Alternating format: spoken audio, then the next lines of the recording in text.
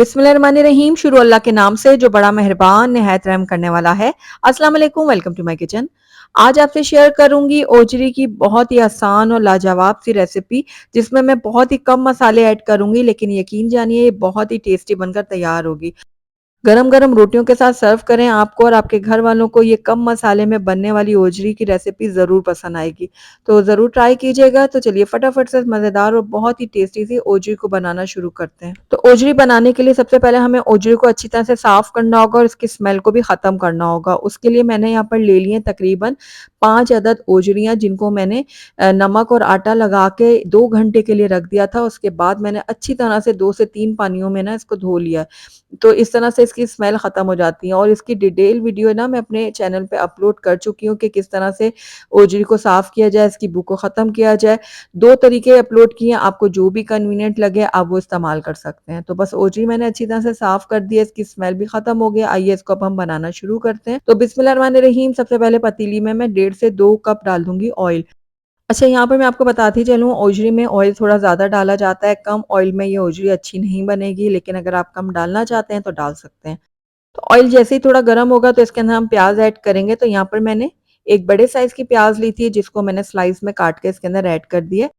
ओजरी में प्याज जो है ना वो ज़्यादा क्वांटिटी में नहीं डाला जाता, इसको हम थोड़ा ही डालेंगे, क्योंकि ओजरी में ना बेसिकली बोटी होती है जो खाई जाती है, उसमें मसाला वगैरह ज़्यादा नहीं होता। तो यहाँ पर देखिए प्याज जो है वो थोड़ी-सी नरम हो चुकी है। बस इस टाइम पे आकर इसके अंदर 2 खाने के चम्मच भर कर मैंने लहसुन अदरक का पेस्ट शामिल कर दिया।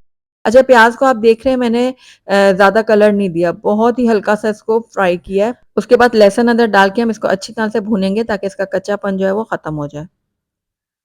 तो ये देखिए 1 मिनट के लिए मैंने लहसुन अदरक को प्याज के साथ भून लिया है। बस इस टाइम पे आकर इसके अंदर हम अपनी ओजरी शामिल कर देंगे। तो ओजरी ये सारी की सारी हम डाल देते हैं और ओजरी डालने के बाद जो है ना हमने इसको अच्छी तरह से मिक्स करना है, यानी कि कुछ देर के लिए हम लहसुन अदरक और प्याज के साथ इसको फ्राई कर लेते हैं इस तरह से। तो बस 1 मिनट के लिए मैंने ऊपर-नीचे चम्मच चला लिया था ओजरी डालने के बाद। तो बस अब इस टाइम पे आकर ना इसके अंदर हम टमाटर ऐड करेंगे। तो 2 दरमियाने साइज़ के टमाटर थे, जिनको मैंने रफली काट के इसके अंदर ऐड कर दिए। टमाटर ऐड करने के बाद इसके अंदर हम बेसिक से मसाले ऐड करेंगे। तो सबसे पहले इसमें हस्बे ज़रूरत नमक ऐड कीजिएगा।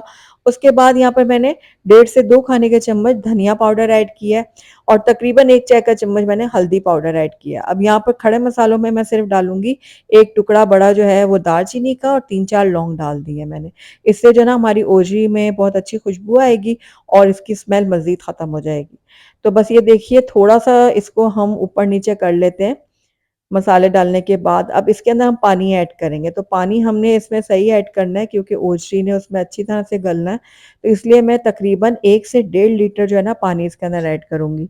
तो पहले मैंने 1 लीटर पानी ऐड किया, थोड़ा-सा मिक्स करूँगी, तो ये मुझे पानी यहाँ पर थोड़ा कम लग रहा है, तो आधा लीटर पानी मैं इसके अंदर और ऐड कर रही हूँ। तो पानी ऐड करने के बाद सारी चीज़ों को हम अच्छी तरह से मिक्स करेंगे और उसके बाद इसको मैं कवर करूँगी और तकरीबन आधे घंटे के लिए इसको पकने के लिए छोड़ दूँगी लो फ्लेम पर। तो तकरीबन आधा घंटा हो गया था ओजरी को लो फ्लेम में पकते हुए। तो आइए इसको चेक कर लेते हैं। तो ये देखिए यहाँ पर प्याज टमाटर जो है ना वो काफ़ी सॉफ्ट हो गए हैं और ओजरी जो है ना हमारी काफ़ी हद तक गलने भी लगी है। ये देखिए।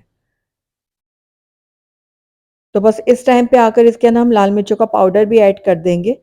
तो मैं यहाँ पर तकरीबन 1.5 खाने का चम्मच जो है ना वो लाल मिर्चों का पाउडर ऐड कर रही हूँ। आप अपने टेस्ट के अकॉर्डिंग डाल सकते हैं।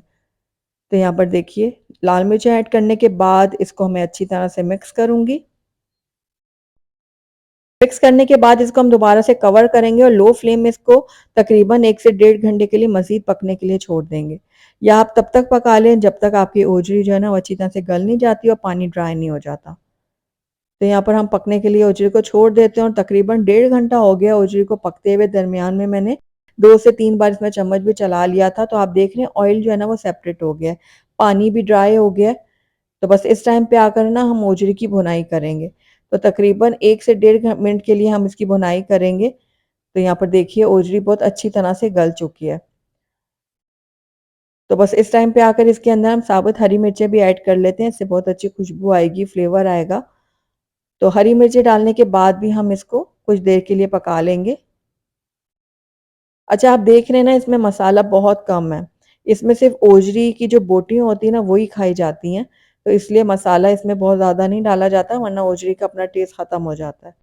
अच्छा, वैसे तो ये ओजरी जो है ना बिल्कुल इसी तरह से बोटी खाई जाती है, लेकिन हम इसको ना हल्का-सा जो है ना थोड़ा-सा ढीला रखेंगे, तो उसके लिए मैंने आधा ग्लास पानी ऐड किया क्योंकि भुनाई करते वक़्त है ना ओजरी का जितना भी मॉइस्चर वगैरह था वो ख़त्म हो गया था, इसलिए आधा ग्लास मैंने इसमें पानी ऐड किया। उसके बाद आखिर में इसके अंदर कटा हुआ हरा धनिया हम शामिल करेंगे और इसको हम मिक्स कर लेते हैं। मिक्स करने के बाद इसको कवर करेंगे और 5 मिनट के लिए ना बिल्कुल लो फ्लेम में पकने के लिए छोड़ देंगे। तो इसको बस अब अच्छी तरह से मैंने मिक्स कर दिया, इसको कवर करते हैं और 5 मिनट के लिए इसको दम के लिए छोड़ देते हैं लो फ्लेम पर। तो यहाँ पर देखिए तकरीबन 5 मिनट हो गए हैं ओजरी को दम पे रखे हुए और ये ज़बरदस्त सी हमारी ओजरी जो है ना वो रेडी हो गई है। तो आप देख रहे हैं इसमें हल्की-हल्की सी ग्रेवी है, तो बस इतनी हमने ग्रेवी रखनी है, ज़्यादा इसमें शोरबा नहीं रखा जाता।